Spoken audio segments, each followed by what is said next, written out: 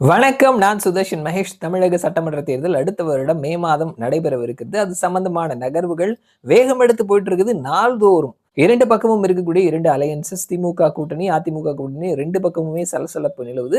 2 பேருமே 2 பக்கமும் ஒரு நல்ல அலையன்ஸ் அமைஞ்சிடக்கூடாது அப்படின்றதுலயும், நாம தான் ஜெயிக்கணும் அப்படின்றதுலயும், நம்ம பக்கத்துல ஒரு சிறப்பான கூட்டணி அமைக்கணும் அப்படின்றதுலயும் முனைப்பு காட்டி ரொம்ப வேகம் எடுத்து போயிட்டு இருக்கிறாங்க. தமிழகத்தை சேர்ந்த கருத்து கணிப்பு நிறுவனங்கள் தொடர்ந்து தமிழக தேர்தல் களம் யாருக்கு சாதகமா இருக்குது அப்படின்னு சொல்லிட்டு தொடர்ந்து கருத்து கணிப்பு முடிவுகளையும் வெளியிட்டு இருக்கிறாங்க. தற்பொழுது களத்துல பார்த்தோம் அப்படின்னா 4 முனை போட்டியா இருக்குது.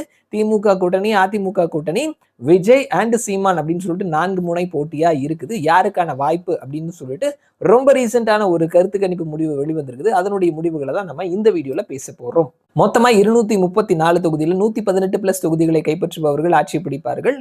சோ அந்த வகையில இந்தியன் பொலிட்டிக்கல் டெமோக்ராட்டிக் ஸ்ட்ராட்டஜிஸ் அப்படின்னு சொல்லக்கூடிய தேர்தல் கருத்து கணிப்பை நடத்தி வெளியிடக்கூடிய அமைப்பு லயலா காலேஜினுடைய முன்னாள் மாணவர்கள் அவர்கள் எடுத்திருக்கக்கூடிய கருத்து கணிப்பு முடிவுகள் சமீபத்தில் வெளிவந்திருக்குது. அதனுடைய ரிசல்ட்ஸ் நம்ம தெரிஞ்சுக்கலாம். மொத்தமா 70,000 சாம்பிள்ஸ் எடுத்திருக்கிறாங்க.